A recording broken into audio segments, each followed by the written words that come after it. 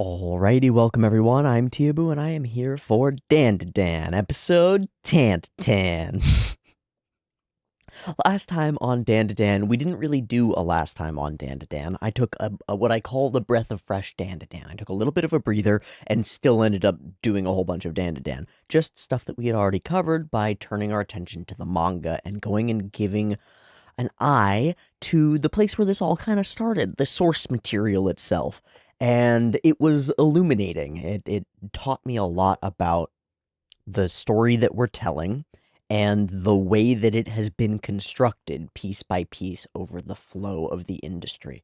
It's something that's really interesting to me separately that I've realized, and I think it might be something that I maybe want to dig a little bit deeper into because I've realized that a lot of what I love about anime comes from being a part of the manga to anime pipeline industry.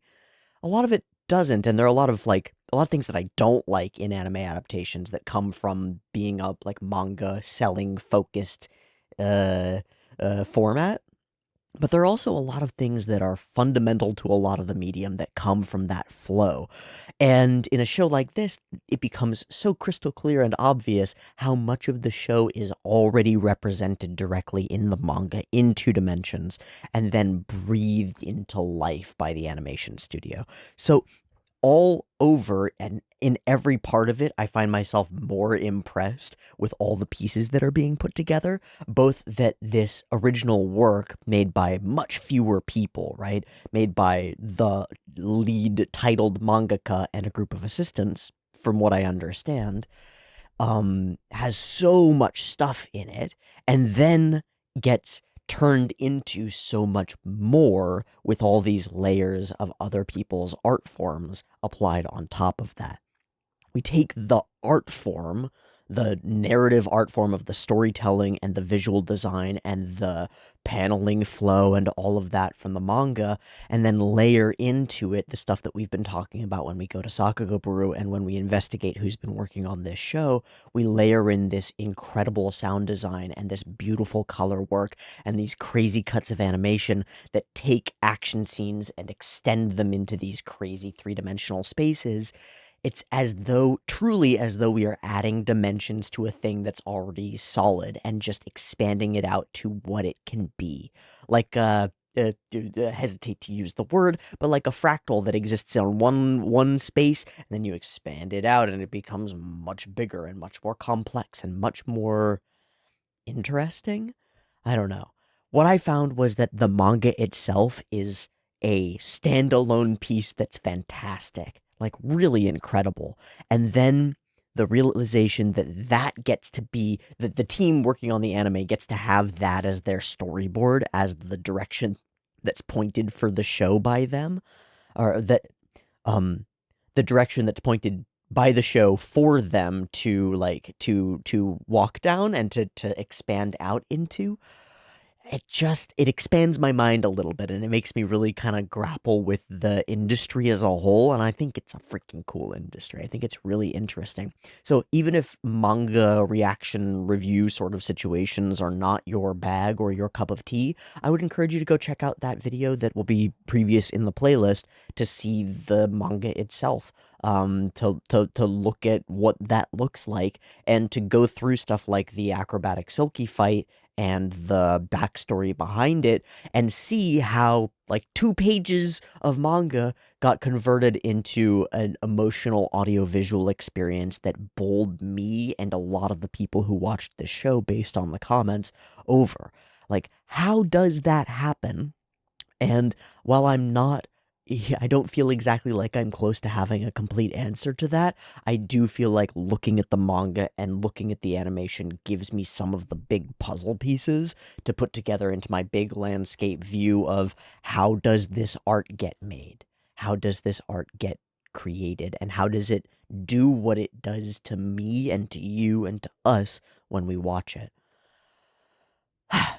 It was a cool thing to do, and it was a really fun time, and we might do it again in the near future. Maybe when we hit the end of the season core situation thing for Dandadan, we'll take a look back at the manga portions for these next couple episodes and see what is already layered into the original work there.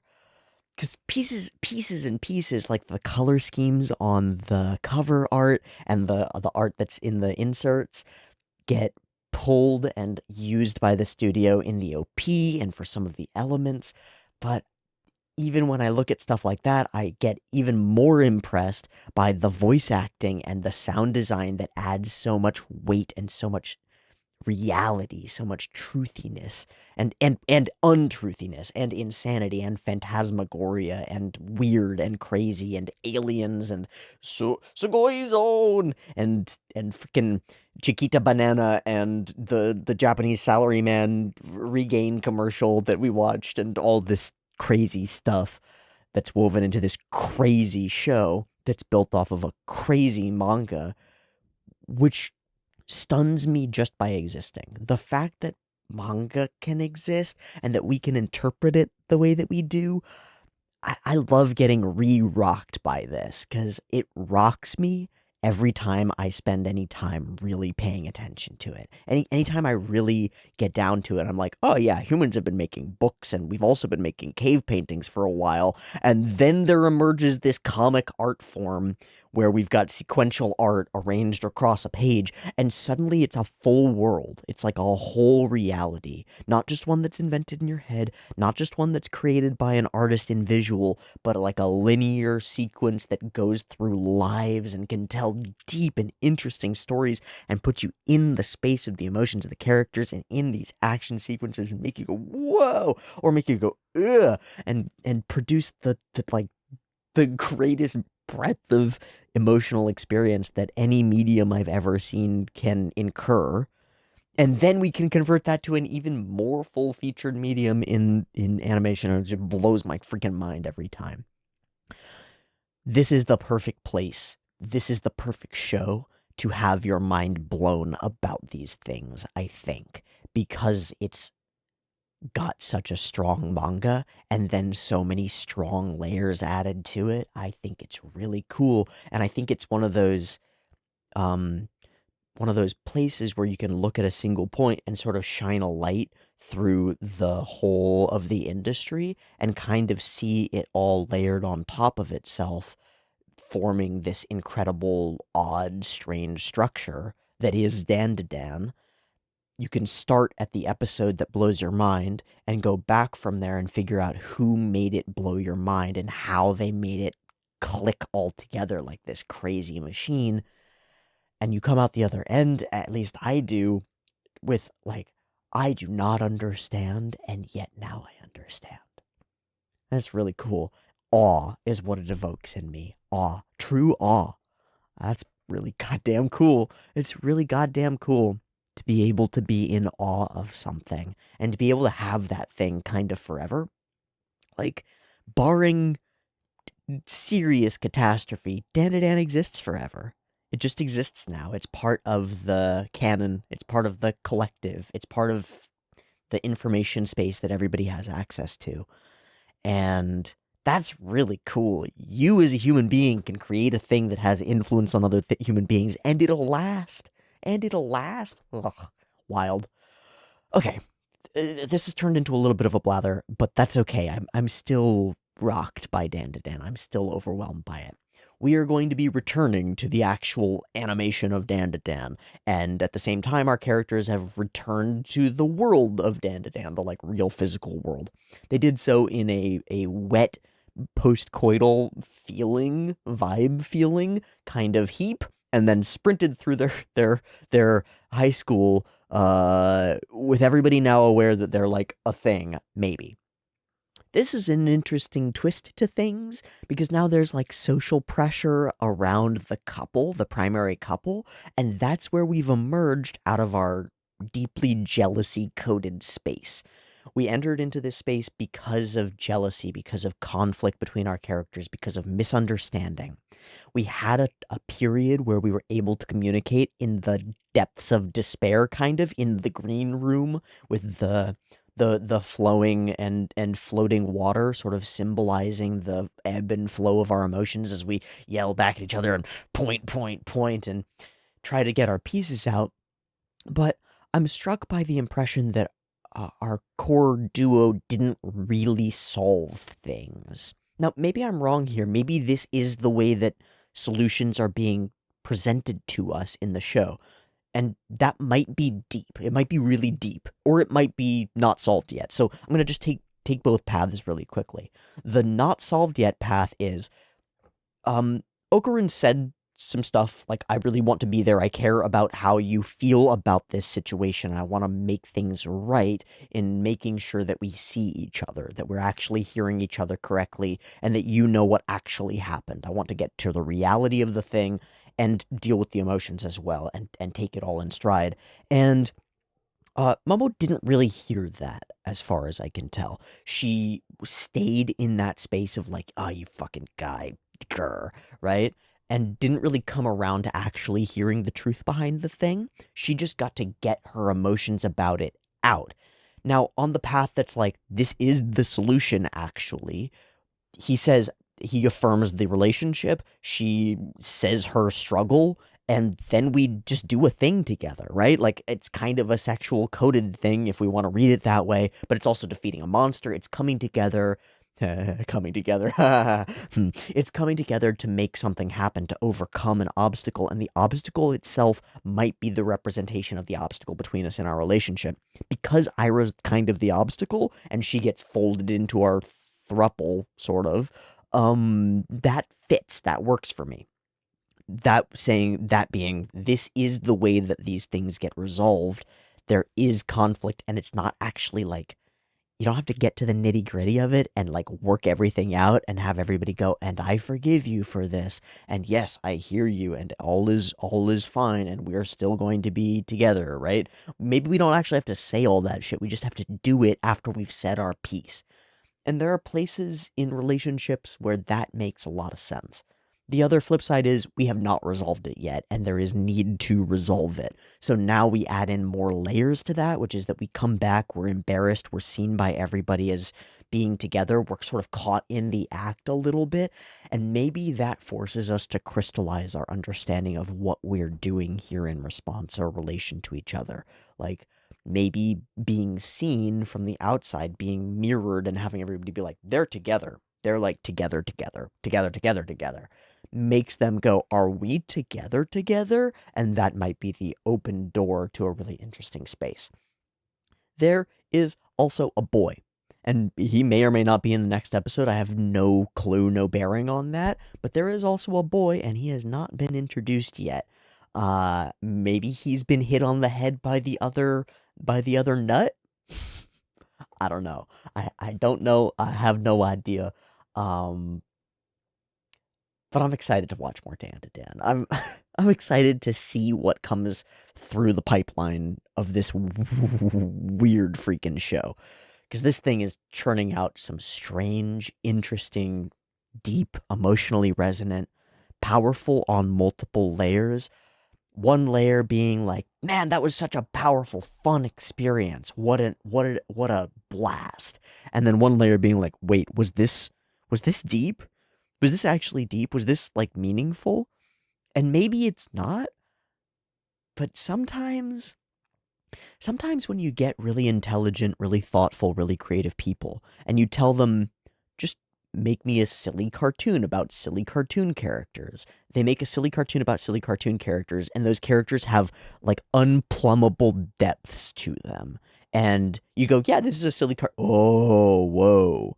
This has meaning. And I get the impression sometimes that the people creating this stuff don't intend to do that all the time. It just kind of happens. It's like an inevitability. It passes through the membrane of like, oh, I'm just gonna make this silly and heartfelt and light and fun, and suddenly it's like critically important emotional lessons come through the wire.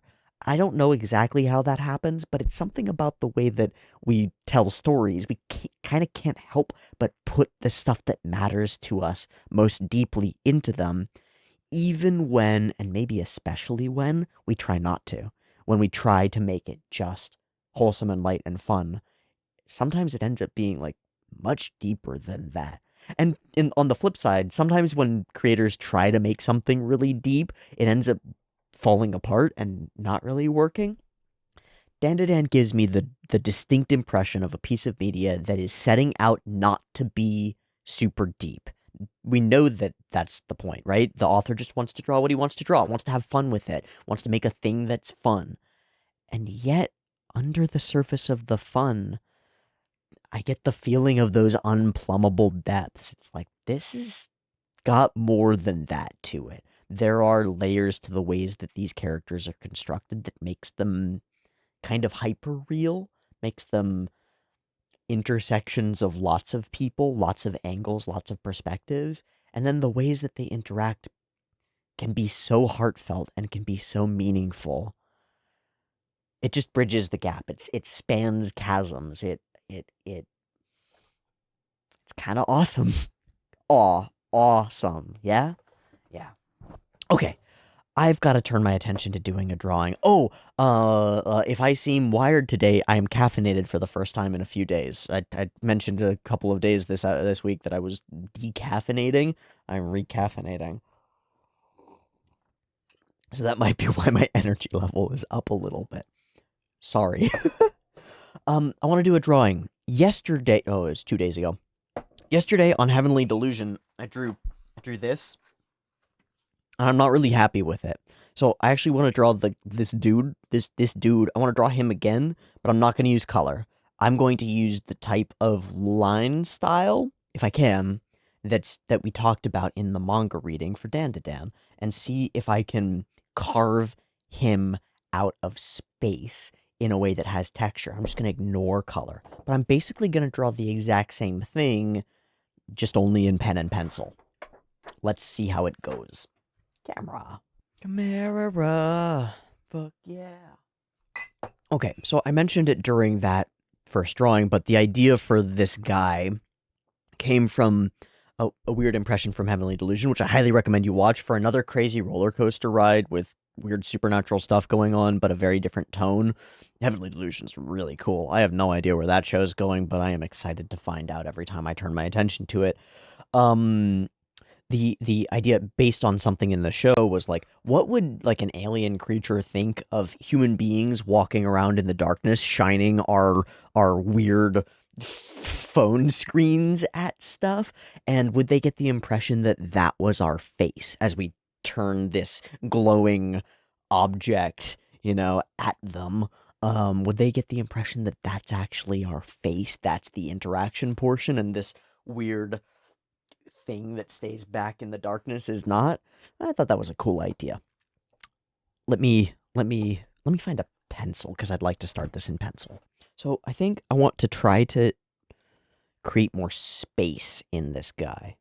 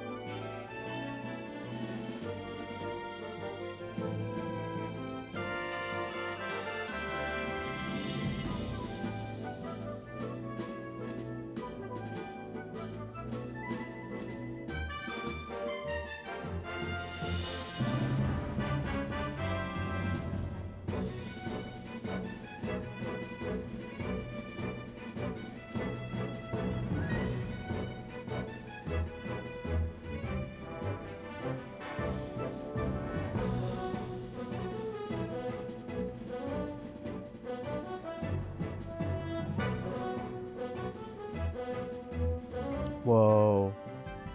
That's cool.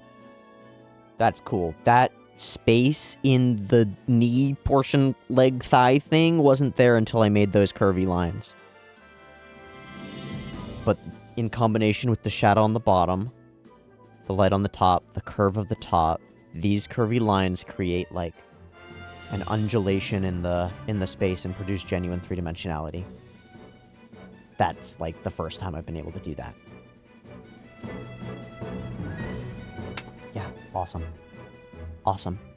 Awesome, awesome, awesome. Everything else in the drawing can get fucked. I like it. It's cool, but that's I needed that.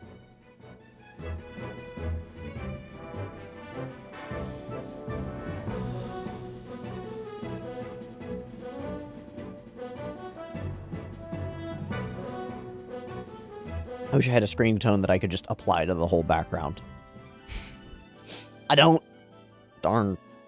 I'm gonna try just graphiting all over. Oh, I could also pull the lead and use it this way.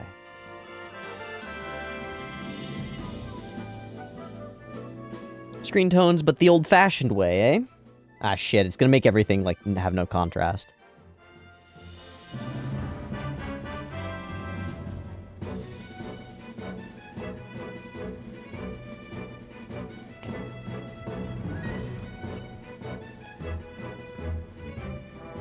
Kind of cool that it's sort of hidden in the darkness now.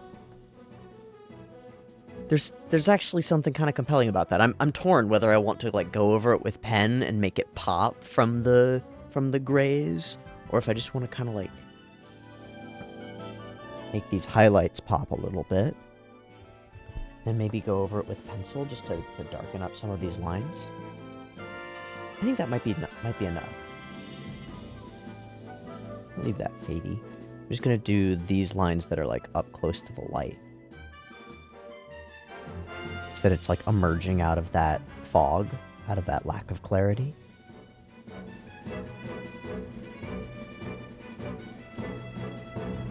Okay, that's pretty fun.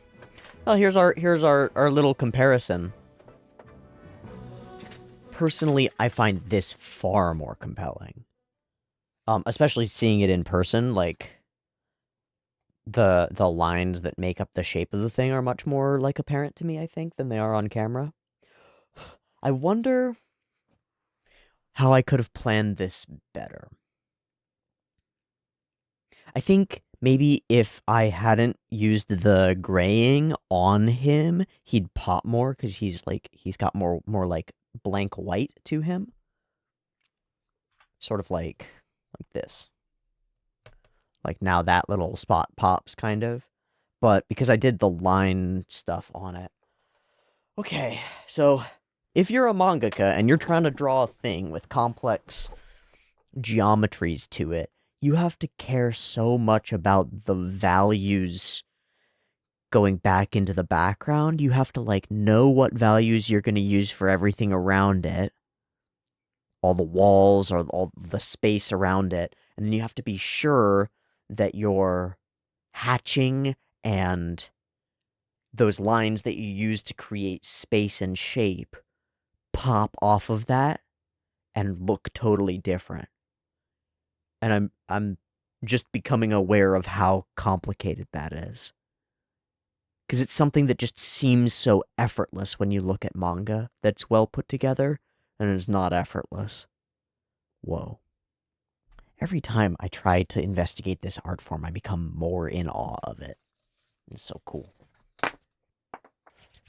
Alright, so I drew a freaky little guy, and now it's time to find out what our freaky little guys in the show are actually up to. I have no idea what's coming next. This is Dandadan. I wonder if we will return to, like, an eating scene. Our trend has been to, like, finish a fight and then have a meal. And some people have commented that this has to do with the author's, like, seeing those kinds of shared meals as a source of hope after some interactions that he had while he was pretty poor and working really hard, and some people bought him food, and he was eternally grateful for it. So these shared meals at home, people have said, are related to that, are an attempt to include that in the vibe. So we'll see if that's where we turn to, if we return to home base and talk to Turbo Granny and Granny and see what's going on from that point of view. Or if we end up in school with, like, people watching us, or if we introduce the guy with the ball, maybe. I don't know. The show has resolved its one thing without entirely resolving some of the underlying tension between the characters, and now we get to move forward into big question marks. And big question mark space is somewhere that Dandadan freaking thrives. It smashes it when it has big question mark space. It always emerges out the gate with the most weird, interesting answers. So I'm really excited to pose the question to Dandadan. What's next, Dandadan? let's go ahead and watch episode 10 and we'll find out. I've got the episode up and ready to go. We're sitting at 0 seconds, 2 versions, picture in picture in the description, timer on YouTube, early access on the Patreon, beep timer. Let's go. Dan, dan, dan, dan, dan, dan.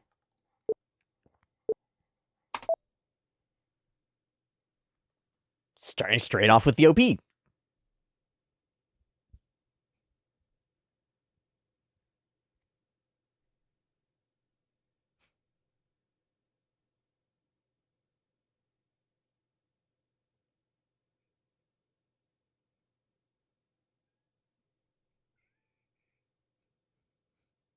Ooh, that little, like, boom, boom, boom, boom, boom, boom, boom.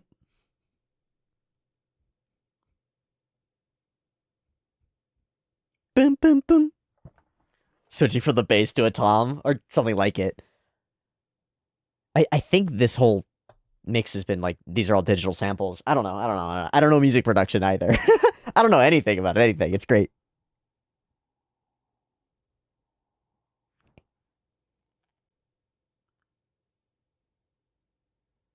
He reads so play-a-boy, you know?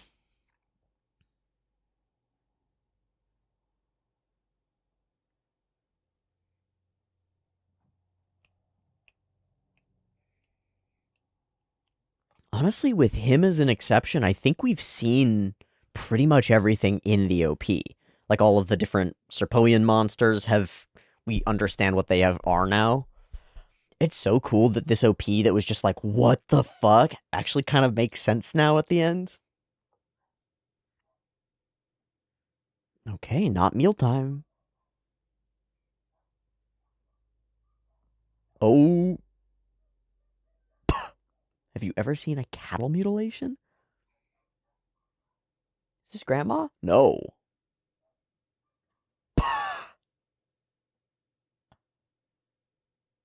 Why does she have a flogger? Queen Sensei. Okay, because she is Dom coded. That's what's going on. I'm on your side.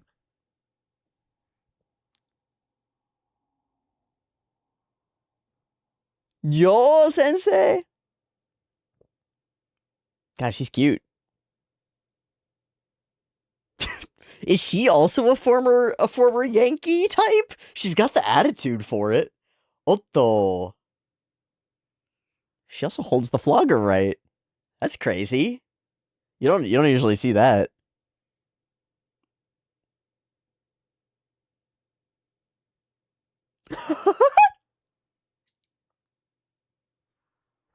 You weren't even. Wait, how? Wait, she was running, but.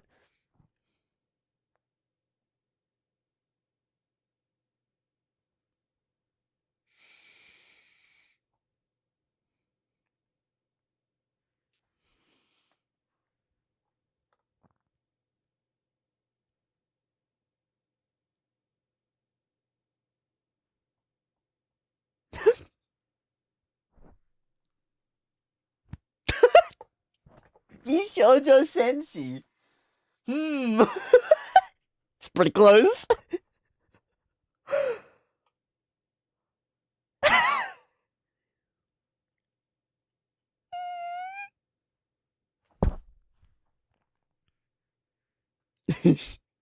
So often fantasy.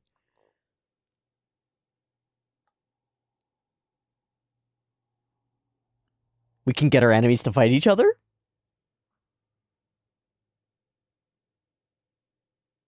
Yeah, he's off into U-hole.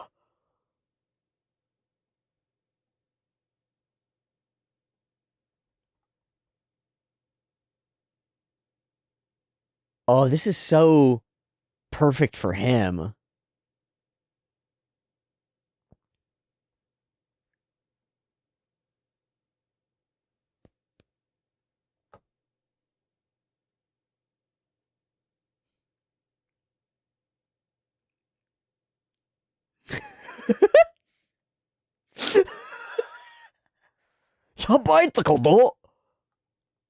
I get it.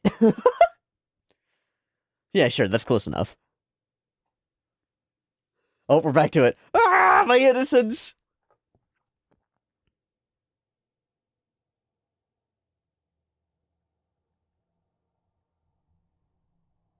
I was hoping that she'd have marker on her face. We're just gonna blame her? She's just gonna take it. Badass. Oh, the friends! I should not have taken a sip! I don't think any part of the show is safe to take a sip of stuff in.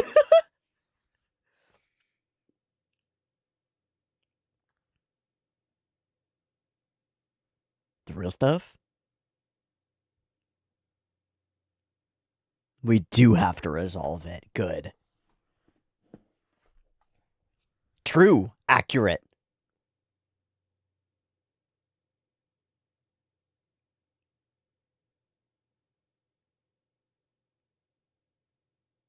Tell her the truth, dude. Tell her the truth. Hora. Push-ups. Yeah. Yeah.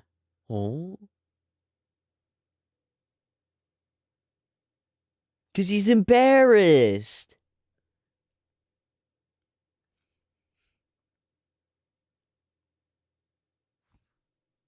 You shut the fuck up. But there's vulnerability here. Real vulnerability. Ah. Ah. Oh my god. What a smile. Yeah, you're so... Yeah. Mm-hmm.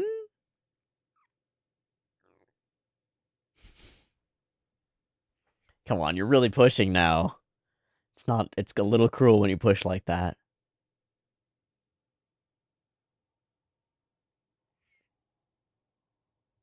Vulnerability in return? Yes.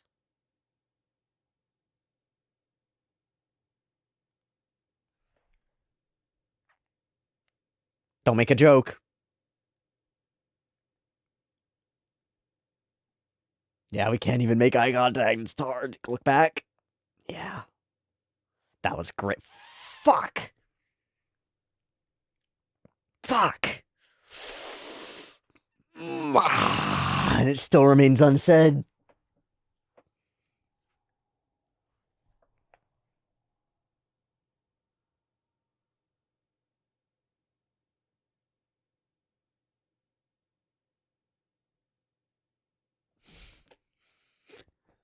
Yeah, it's a little vague. Oh, Mojisuke! Please tell us, yeah.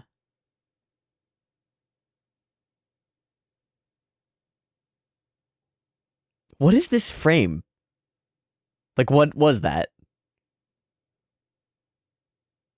What is this? What is this? Is this... I get the feeling like this is playing off a TV show where somebody's like a psychic.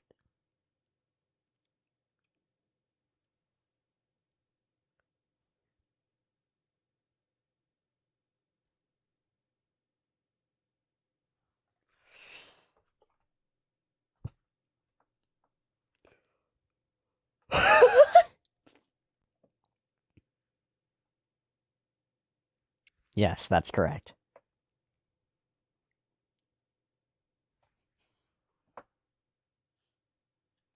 Yeah. That's it.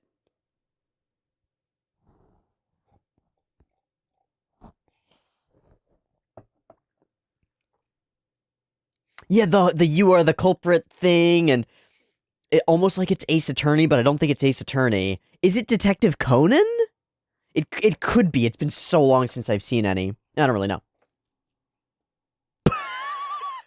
Mamo Surepi?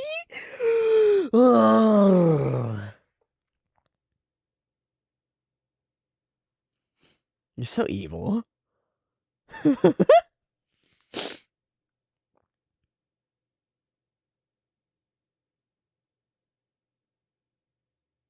Fuck.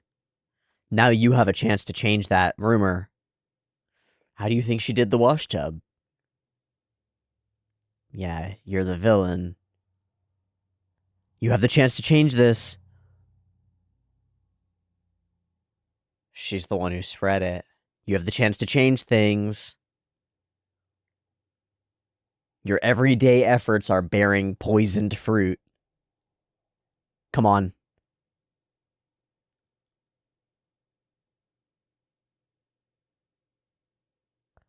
Whoa. She's acting like a real hero. I think she's trying to act like a real magical girl.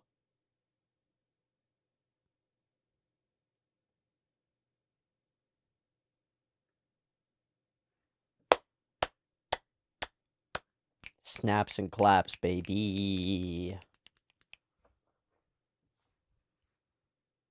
And the thing dissipates.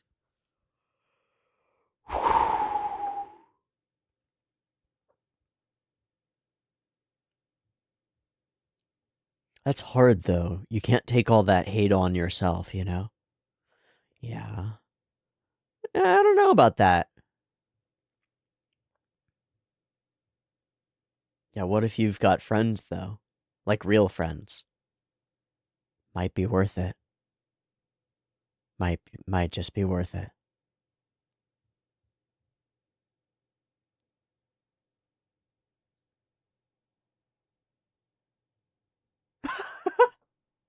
Still gotta keep that mask on in front of Momo, though.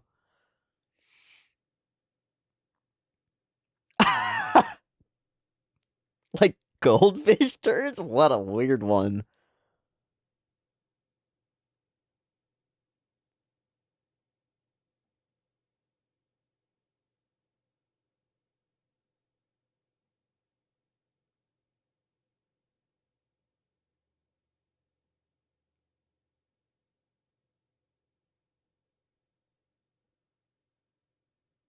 Is that a freaking Serpoian? Oh! My guy's gotta earn a fucking living.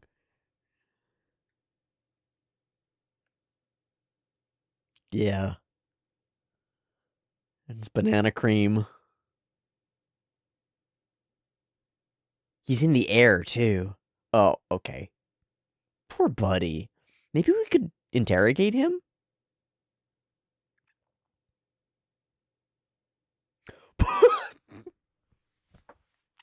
Fuck off. Fuck off, show. You absolutely fuck off. This is so stupid. This is so stupid. Oh, Chiquitita is your child's name? Oh, we are gonna save him. Yes, become friend. Become friend. We can rescue the gig worker, too.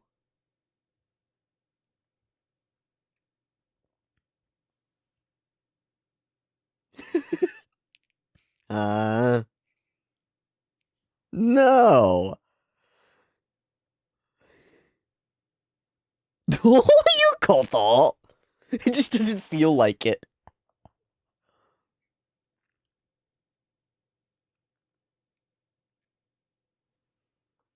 That's so cool. He just wants to get back to his family, dude. Yeah.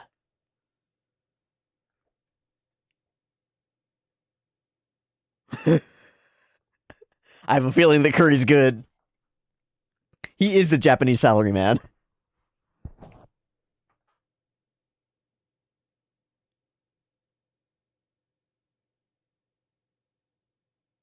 Yeah, he's a gig worker. He's never had health insurance. Yo.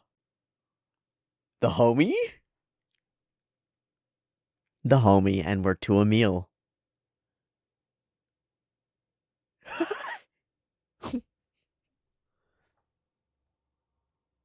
Yeah, how dare you?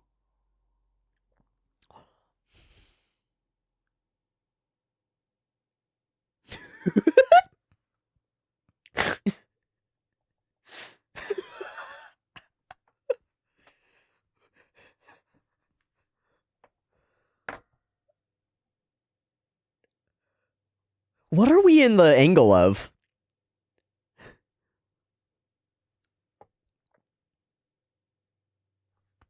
I think we're in the angle of the bowl. Chiquitita. What?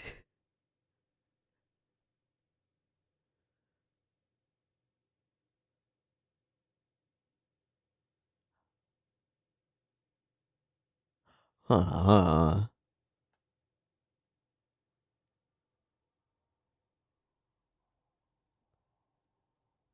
Fettuccine. I wonder if it's just gonna get more and more weird as we go.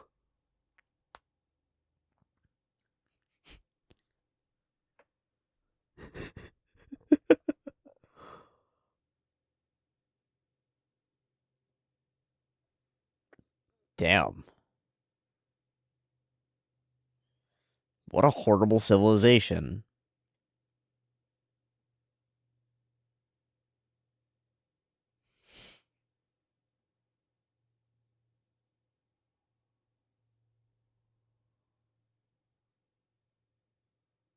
We can relate.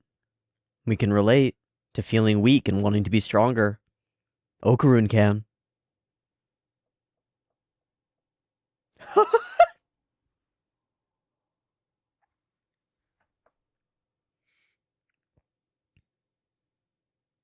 From the aliens?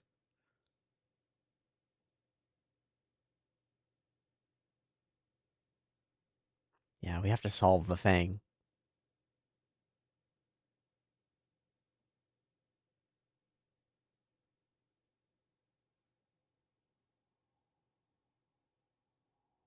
Hmm.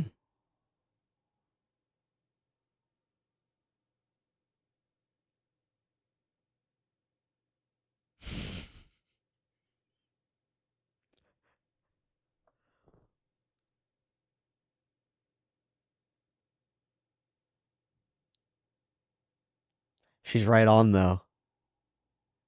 He's trying to accomplish something and you're not helping. Yeah, let's get you out of gig work, man. Can't use that name.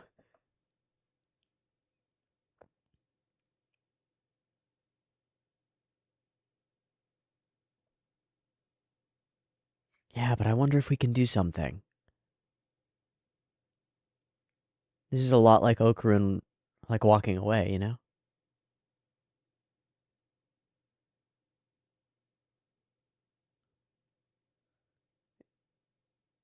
Is it poison or something?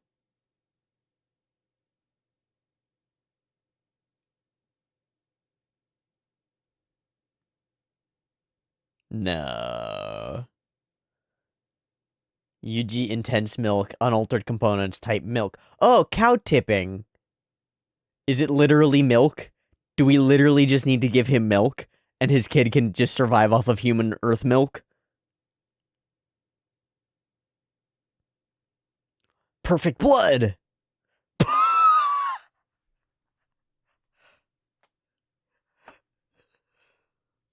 Thanks, Grandma. I'm glad it was milk. There's another stinky white liquid that it could have been. I'm really glad. Milk is not cow's blood. What the fuck are you talking about? Okay. Oh, we need to get him whole milk.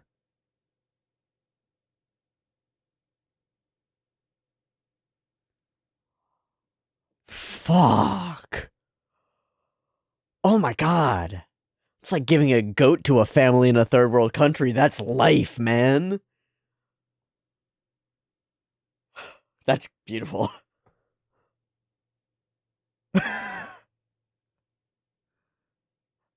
Ah! Perfect. Now we know why they abduct cows.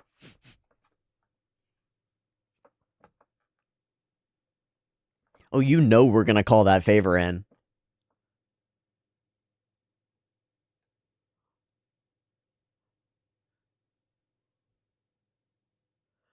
Whoa! Semi CG?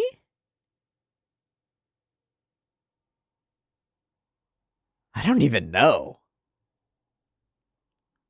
That was fucking awesome.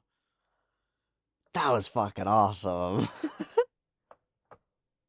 That was a Kappa.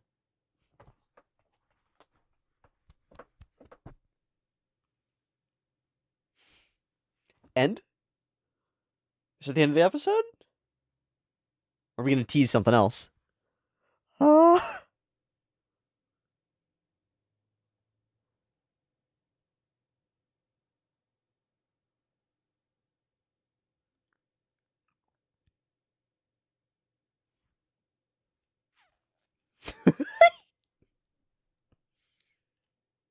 Whoa. But not for Momo. We getting a part-time job? I know what you're doing.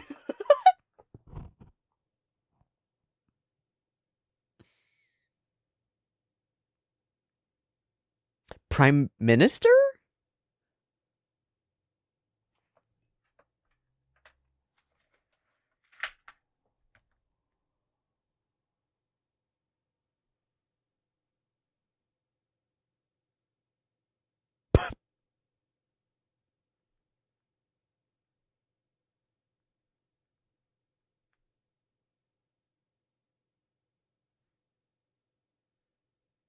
I bet it's boy.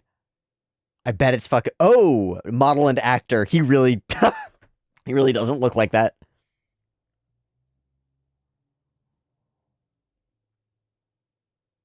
It's gonna be him.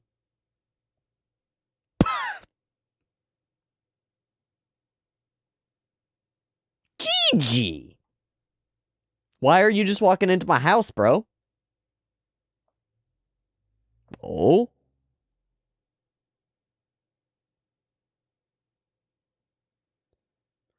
Different competition. The reverse. Oh, he's tall and he's got an earring. And her first love?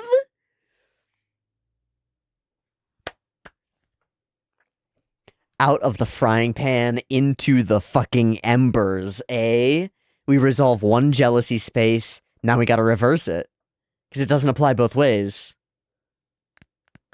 That's smart. That's fucking smart. This was such a fun, silly episode. I really like this one.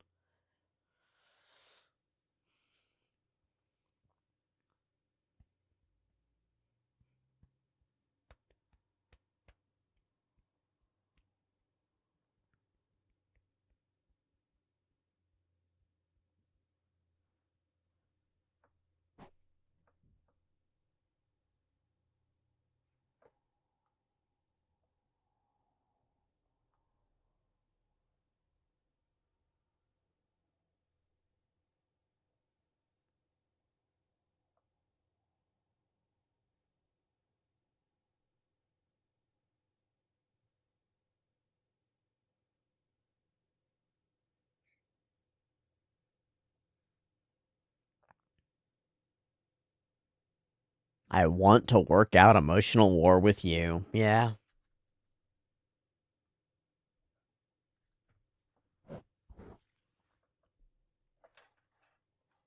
Ooh, there's something at the end. Oh, it's just a preview. Bop. Is there a title? First love. First love. True love. Probably not true love, but first love makes it a dangerous... Wait, how did I get back to episode 1? Oh, that's weird. Makes it very dangerous for Okaroon. Okay. I really like the end point that we get to for the episode and how it keys off into a new... It's like we springboard into the next thing and then cut immediately after springing off of it. So it leaves us perfectly prepped to jump into the next space. There's a lot of fun, silly stuff in this episode.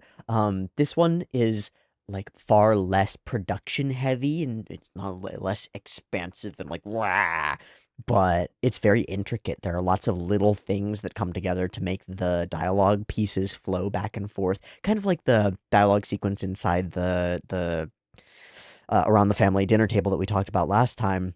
with the chopstick framing and all the zooms around, the sequences of us talking and arguing within the nurse's room, and then later with grandma and stuff, all have a lot of really clever emphasis and really clever like camera choices, angle choices, facial expression choices and stuff. It ends up being really cool.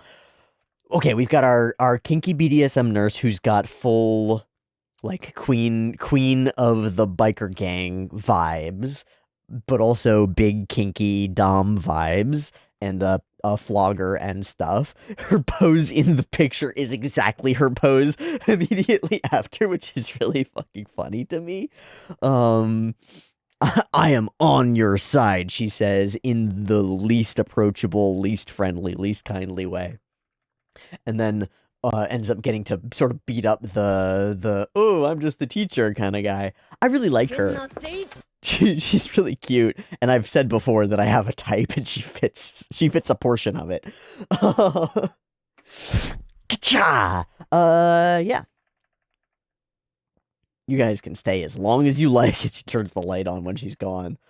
Ah, I love these pans across with them freaking out. They're so cartoonish and silly. And then over across the other way, and they're identical. Hey, when have you been able to use the power? I don't know. I was chosen after all. As a Bishoujo Senshi. Not a Sailor Moon, but we're halfway there. Takakura-kun is worried about me. Oh, wonderful. They should just attack the yokai correctly. I wonder if this is where we're going to pivot to, is trying to get them to fight each other. But instead, he's just really excited to find out more information about the thing. It's like, it's the perfect answer, right? It explains yokai, it explains aliens, it explains the war between them, it explains all this stuff. It makes so much stuff make sense for him. I don't know if it's true, but I get it. I still hold the fate of the world in my hands. And then they freak back out again. That's so fun. Okay, split both ways. I don't care if I end up being the villain. Most important thing to me is, what's your excuse for that? You said you had an excuse. You said you had a real reason. I'm still calling it an excuse. Why don't you explain it to me? And he does. And it's fine, right? It is reasonable. It's weird, but like there are places where this could not cross through, where Momo might be like, that's crazy. She just tried to kiss you out of nowhere. I don't believe you. But that's not what happened. She believes him. She takes him at his word. And makes sense because Aira's freaking crazy. So if that's what happened, let's dig to the root of it. Why were you there in the first place? Like, why did you lie to me in the first place to sneak off and do something instead of hanging out, instead of doing what we do? What was the point?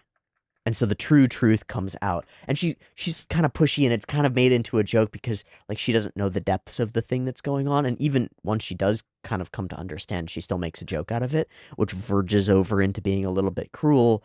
But even in that, there's connection. There's connection there. There's seeing each other. Come on, come on. I was working out.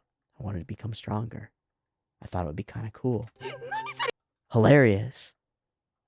But then I am a guy after all, and wanted you to think that I'm a cool guy, and she kind of softens. And then we get this really big smile, and her earrings flash. It's like magic is there again. But she sees this again, like she's a little cruel. She's not the nicest person all the time. She sees this as a way to like kind of needle, but that's also kind of the way that she interacts with grandma. Like that's how they show affection to each other. So what Momo does here after this is a little bit cruel, but it's also really affectionate. It's strange. Oh, I get it. Let me see. Don't tease me. This is what's bad about you. Like this is why you're off-putting. Oh, why do you want me to think you're cool? Ooh, why do you want that? But like the answer is clear. She just is trying to get him to say it.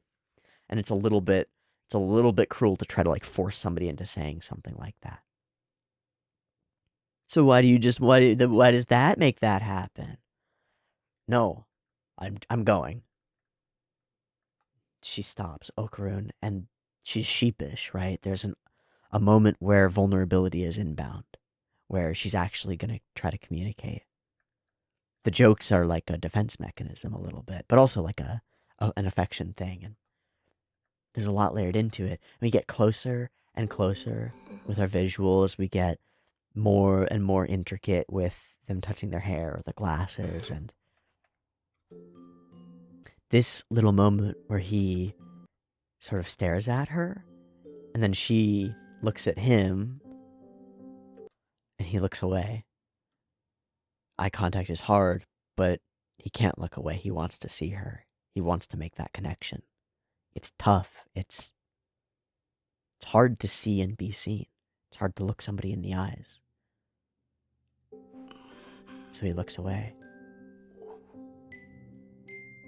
Can't help but look back.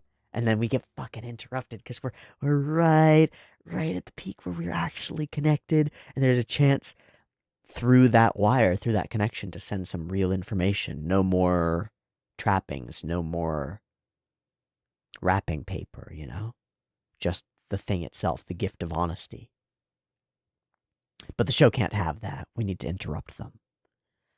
So it like adds a layer to the relationship without resolving and builds into the next thing. And the next thing, as we move along, is going to be another relational conflict built around jealousy and potential and like fear of loss and fear that because she's got this existing connection to this other guy who Okarun is clearly going to go into his head and be like, but he's so much better than me, obviously, right? He's tall and he's a pretty boy and he's got all this shit going for him. He's a movie star, basically, and he's your childhood friend, and you have a previous relationship. Like, how can I compete with that? It's like, you don't have to compete with that. You're you, he's him, it's separate. But maybe there's more to it. Like, maybe she's got feelings for him as well. Like, these things are complicated. And X walking back into the picture is quite a bomb to drop. Okay. They hop on in. You disappeared. What's really going on? What's really happening? And they bump into each other. They're in proximity with each other. This is very much they were just caught about to kiss, even though they weren't necessarily. And in the context of, they're still in the tracksuits, right? In the context of what happened with them landing on the floor together, we're still in that sort of post being together moment. And now we have this interruption from the outside. And that part I mentioned at the very beginning, how will everybody else's impressions of us reflect on us and like force us to crystallize our relationship? And they certainly reflect, but we're never given the opportunity to crystallize, which is pretty powerful. Introduce the folder, which is going to become our like slide for creating red light throughout the sequence, which is really cool and really fun and very clever to use the same sort of color design that we've been using, but this time with an in-world diegetic reason that it's happening. And then it all gets framed out as though it's like a psychic detective or maybe Detective Conan or something like that. I'm not exactly sure what the reference setup is here, but it reads very clearly to me as referential. Pop the lights down, and she gives this whole you. Yeah, and we got the like droopy half eyelids, and there's a whole thing going on that I'm not sure what exactly it is, but I know enough to know that this is pointing the way towards something. So I will rely on you, my audience, to tell me: is this Detective Conan? What is this? What's this thing? What are we referencing here? Whoosh, the red. This is all for one man, a war between two women, and therefore it must have been nude gladiatorial combat. That's pretty fun. They end up circling each other just like they did around the dinner table. You are the culprit, which really makes me think that it's Detective Conan. Okay, on the flip side, Aira is given the opportunity to get out with her reputation intact if she nukes. Well, it's already happening. If she just lets people run with the rumors that she's planted. There's a line that she says about your daily efforts will bear fruit. And in this case, that's exactly what happens. You've been making daily efforts to poison the well around ISA Momo, and they're bearing fruit. People come around to actually fully believing them here. And that places Aira in this position where all she has to do is do nothing. All she has to do is do nothing, and her reputation is intact.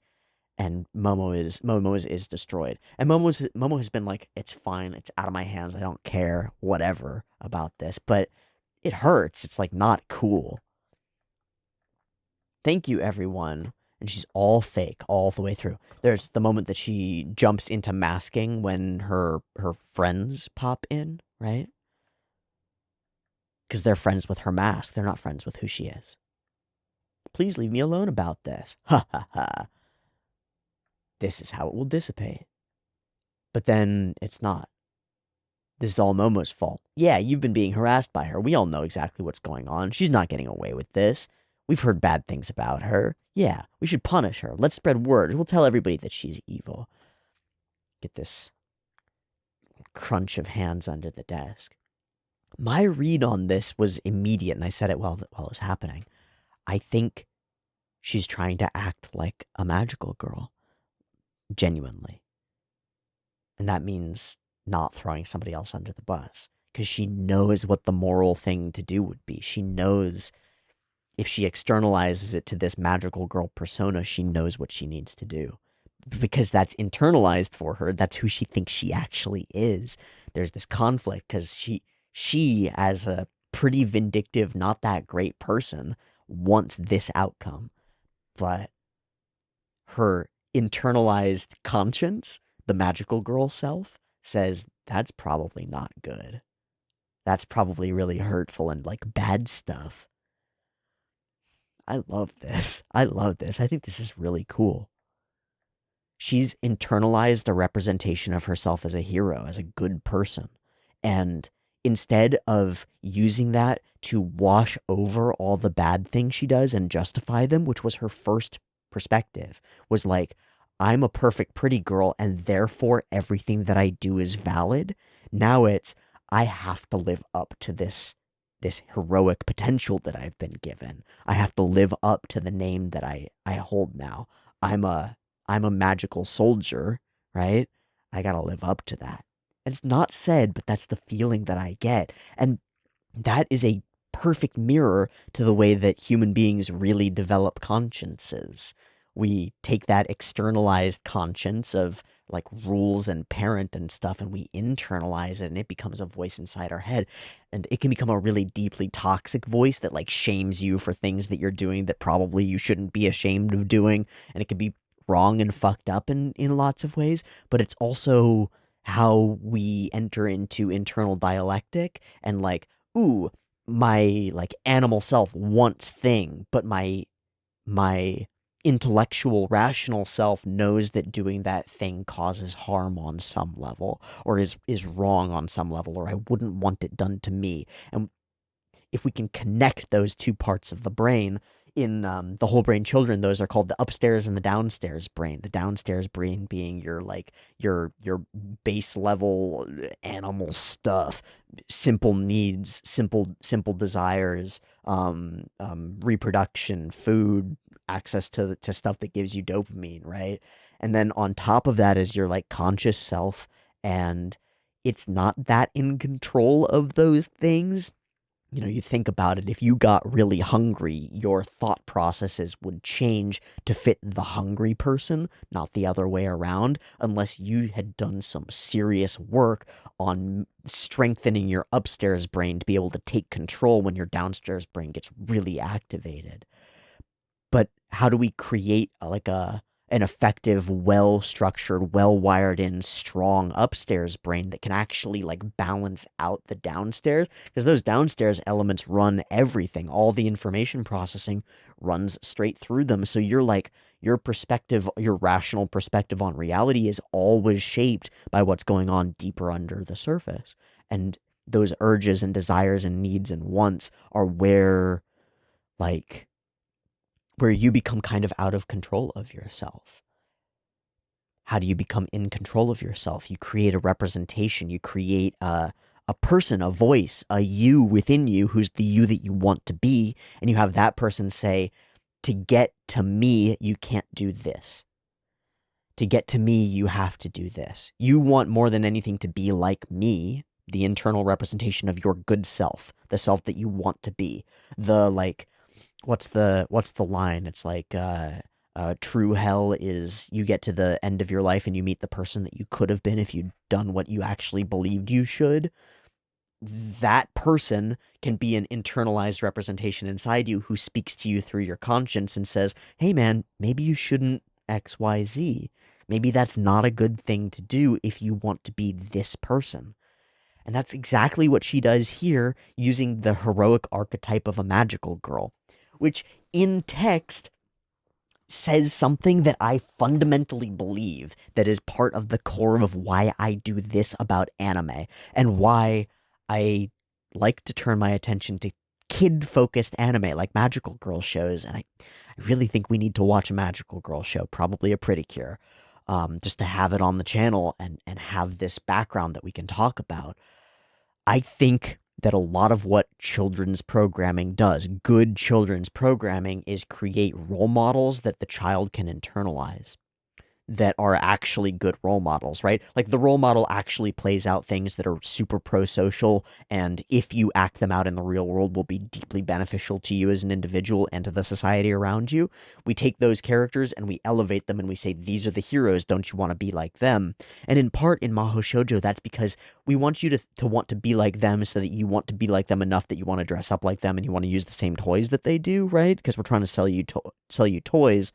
But under the surface, the creative people who actually work in that industry create stories that embody goodness. Like they attempt, at least, to embody representations of what being a good person, a good child, a good teenager, a good adult looks like. And the difficult, complicated types of communicative interactions that make that kind of a person tick and make them work in the world, the internal struggles that they go through when a threat or a conflict appears, and how they struggle with that, how they grapple with that. That is the text of the best of those magical girl shows and the best of those superhero, like for boys type of shows, is like, here's a hero. Wouldn't you like to be a little bit like that? Look at them smiling and laughing and enjoying life with all their friends. The reason that they're able to do that is because when things get hard and there's conflict, they act in this way. And now that representation of like a person who gets to be smiling and laughing with their friends is a person who acts this way in conflict, who when they have the opportunity to let an evil rumor go and spread, they choose not to. They choose to step in and be honest about what they did bad and wrong, and they take the consequences for it. And that's exactly what Aira does here, and it's presented as though she does this because that's what her heroes would do. I fucking love that because I do things in my real life on the basis of what my heroes would do. And those parts of me, the parts of me that are like internalized representations of Simone from Gurren Lagann, or internalized representations of characters that I really look up to, or real people in the real world, or things like that. But really, man, it's characters. Or honestly,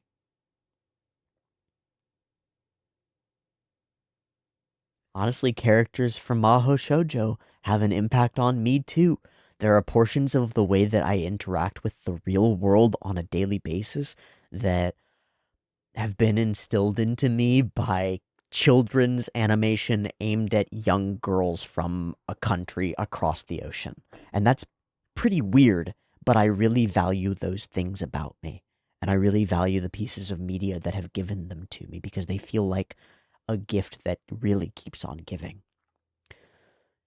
So if that's what's going on inside Shiratori's head, as she sits here and hears she's watching a bomb go off, right? She's watching a fuse, and she has the opportunity to snuff it or not.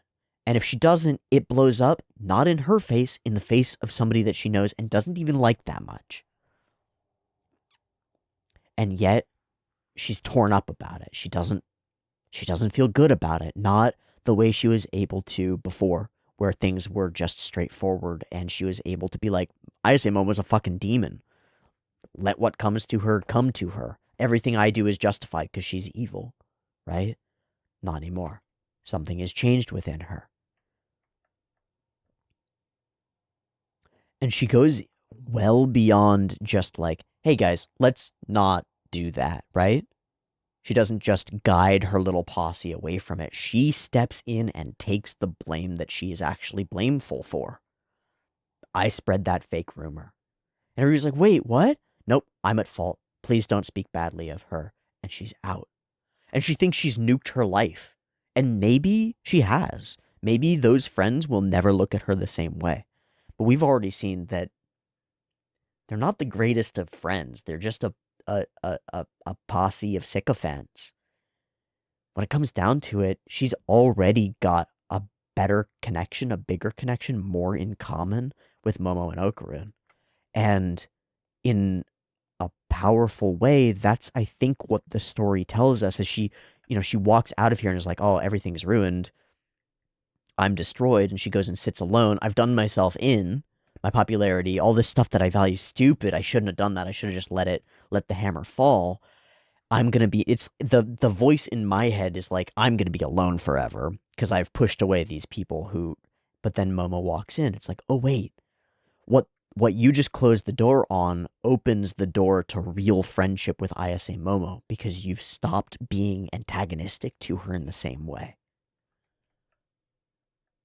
Sup? You're freaking the fuck out. So were you able to come up with a good excuse? Huh? Yeah, they're all filled with hatred. Yeah, but you're alone right now, so something has changed. You've had enough, right? Just get lost. You're my enemy. She doesn't. She hunkers in and gets more comfortable. I bet you didn't actually badmouth me. Yeah, I did. I said everything bad. Yeah, I really like this side interaction. Hey. And then again, we're at this point where we could get some resolution to happen and our show interrupts because it loves doing that. It loves doing that. It's part of the way that we tumble through the story and kind of slinky. It's almost like being a slinky. We land and it feels like everything is gonna collapse and come together and be solid, and then it boing into the next slink. And the next slink is the fucking gig worker. Poor guy needs to make a living. I think it's so dumb and silly that we cut to his family backstory sob story thing. It's so stupid. I really like it. It's also very magical girl. It's very magical girl. It's like, oh wait, our enemy just needs to feed his family. He's just a dude. If only we could find another way to solve this underlying problem, maybe things would be better and we'd gain a new ally. And that's exactly what we're able to do. Chiquitita, you have a dream. And then he falls over. Clonk. Oh, Chiquitita. Pretty kind of us. Pretty kind. Okay, so apparently it's 0153. Which I read as OISE. I don't know what, or 3510. It's the same. Oh, I guess it's not because threes don't go that way. It would definitely be OISE. That she will not believe that it's an alien and just thinks that it's a Kappa because of the disc on its head. It's a really stupid running gag. So what are we gonna do about him? Nope, don't fight us. We give him medical attention and food. My guy has been torn apart by the system for so long. I will never ever bring harm to you again. And then we end up with everybody fighting everybody because of the food. It's just so silly, and we're rotating around this bowl the whole time. It's a super silly, super fun sequence. The idea that they actually are warriors with these gun things or night vision sights and stuff on their helmets, and they've got actual helmets on their head things and stuff, and crazy metal or stone fists. Whoa. Bodyguards and I assume warriors. What a terrible place to live. And he says, because I'm weak, my wife died, I injured all of you, and my son is facing so much hardship. This is all my fault. And Okarun can relate. He knows exactly what it feels like to be weak and everybody else gets hurt because of it. So he has to jump in and act. And his action is to say, what can we do? He offers his weenie. But that won't do it. So instead, we teach the man to fish, kind of, yeah? Grandma's able to clock the milk. It's so freaking silly that milk works. And this scene is absolutely bonkers. It's okay. There are definitely CG layers with these textures placed on them. That's what's moving around in the circles. Spin, spin, spin. Yeah, those are CG. The whole thing is like architected in CG and then layered over and then maybe drawn over at one point. Because like it moves perfectly, but then when it takes off, it sort of like looms in and then warps and does a classic hyperspace. Full blue. I just want to see the boom. Boom. Spiky boom. Line boom. Lots of stars. Lots of swing, swing, swing, circle, circle, circle. And then that whole thing, it's as though if the circles are like a solar system, the whole thing rotates on its axis, like whoop, boop. And then expand to cover everything. And the hitting and turning direction reminds me of so many like Gundam elements and stuff. That's freaking dope. That was cool. That was just a Kappa. And then school uniforms and introduce the guy. I am Rocket Engine Valve. I don't know. I looked up the dude and he's a guy. He doesn't look like what Momo is doing at all, and I don't know if he sounds like her either. I'm gonna guess not. I'm gonna guess that this is a bad impression. Huh? Gigi? I heard about it all. I heard all about it from your mom, Momo's childhood friend, and her first love. We catch each other around the side, huh? Competition. I bet that it's gonna be fine. I bet that it's gonna be fine and it's all gonna be in Okaru's head. We'll see. Because maybe it's not all in his head, maybe it's in Momo's head too. We'll see. I wonder what happened that Grandma heard about it from his mom. Like, to me that implies that the space he's staying is no longer safe. Or maybe it's a different direction and he needs to be somewhere for like a job or something like that. And is using this as a place to stay. Sucks when you're the people who run the house that you're staying at don't tell you when a person who matters to you is about to show up and you get blindsided by it. That sucks. But I wonder where this will go. Probably the arc that emerges from this, and I imagine that it's going to follow the same format, that we're going to have interpersonal conflict as a result of the introduction of this character. That bleeds into Alien and Alien and Yokai space as a fuzzy representation of the conflict, and then resolves there, and then resolves back in the reality. I imagine that this little portion is what will take us through episode 12 and the finale of the season. I'm excited for it. This is our last piece of the OP that's been missing, and I'd really like to find out what's happening and whether he is in possession of a shiny golden ball.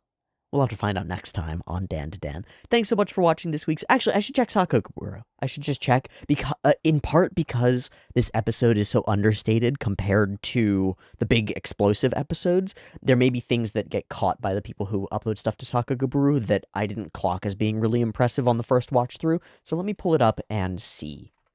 It's a useful thing to keep doing, and it's a part of like what makes these reactions so fun is diving into the people who are responsible for it.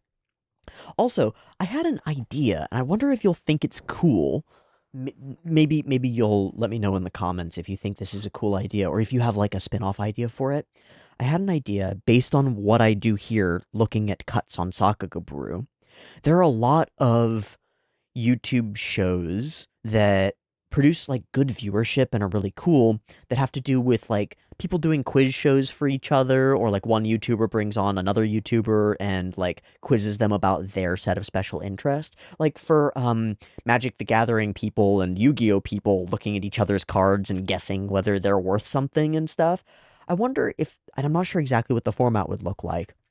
I would love to build out a format like that that presents particular cuts of animation and then um, has the guessing or the connection part be about the people responsible for those sequences. So a way to like I could see it being like pulling on another anime reactor or an anime YouTuber and being like, okay, here's the Bradley fight from Full Metal Alchemist. Here's that sequence.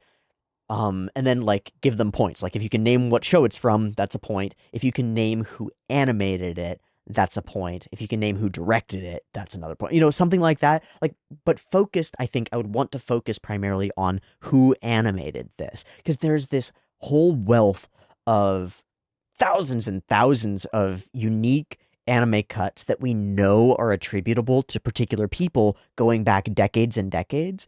I think it would be really cool to do that in a way that introduces some of the other anime YouTubers that are out there to the people behind the pencils, if that makes sense. Yeah?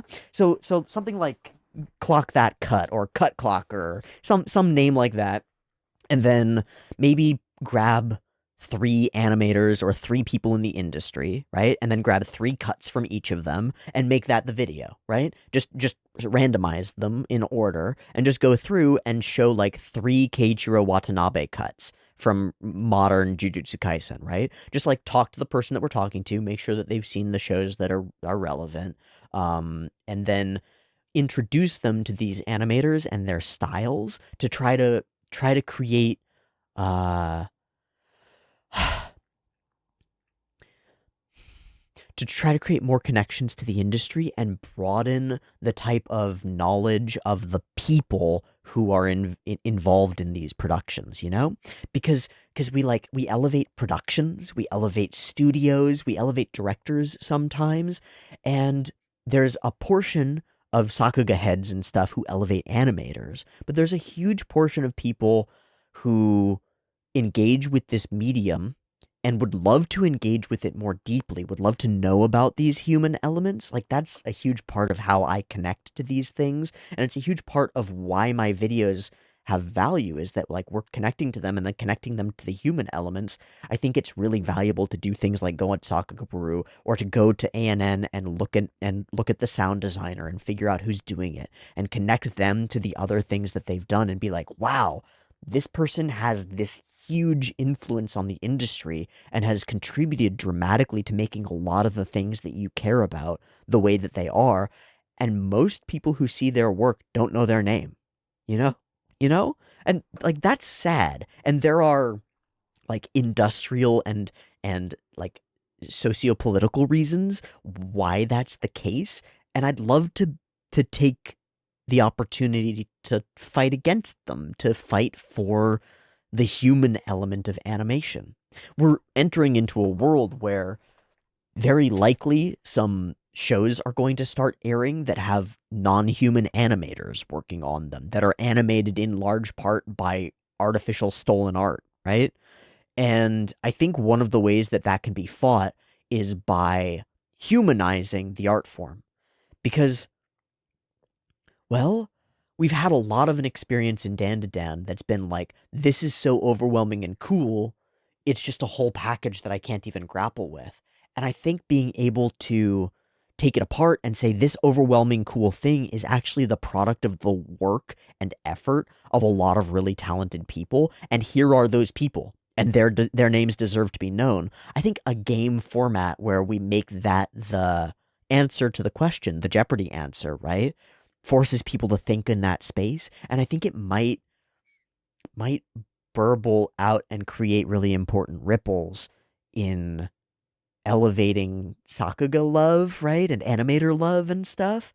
Um, so I want to be really careful about how I move forward with this. So that's why I'm just floating the idea here. But if you have any other ideas related to it, or if you think that this would be a really good idea, or if you have any YouTubers or other reactors that you think would be really prime places for me to look or people for me to reach out to and try to interact with about this, I would love to hear your insights about it because I think that with the help of some of you, I could really make something cool happen. And maybe it could do more than just point at things that are cool about anime, but actually connect those cool things to the people creating it in the minds and hearts of the people who watch it, especially overseas, especially as disconnected as we are from the industry, putting names and faces to those things and then connecting them to the industry and connecting to them to like their impact, I think would be really amazing. I think it would be really cool to introduce some modern anime watchers to some of the art and styles of some of the great animators that have come before. You know, like chances are people are going to be able to recognize Utapon cubes maybe, but I'd love for people to see some Itano cuts, right? And see some of Hideaki Anno's own cuts when he was animating earlier on in his career, and some of those like incredibly three-dimensional, like perfect robot smashing through a bunch of walls sequences, and get a bit of that.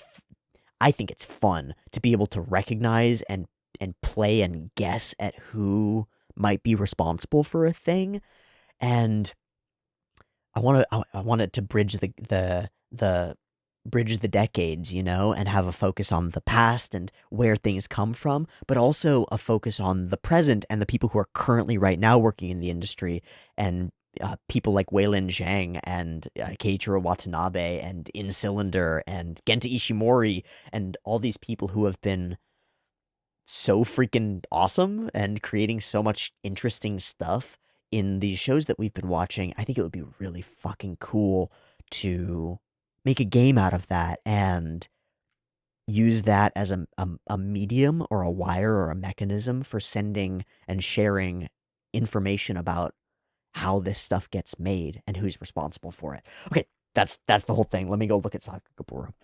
Wow, really? That's so sad. Huh. There are no episodes placed on Dandadan for this episode. That sucks. I get it. I think there are a couple that should be. There's some interaction stuff between Aira and Momo, and some of the fighting when we do the big panning around shot and all the characters are kind of fighting with each other. But I really wanted to see who was responsible for the really simple on one level cut of Okarun's eyes, Momo's eyes meet his eyes, and the hair falls, and he looks away, and then he looks back, and we connect, and then we're interrupted. I really like the vibe of that sequence, and I wish that I knew who was responsible for it. Too bad. Okay, that is, in fact, going to be a wrap for this week's episode of Dandadan. Thanks so much for watching. I'll catch you next week for the next one. Might be a double. It might make sense to follow it through, or it might just get so crazy in episode 11 that we just do episode 11. Either way, I'll see you there. Thanks so much for watching me this time and engaging with this piece of media with me. It's so fun. It's so insane. I'll see you next week for more. Much love. Peace.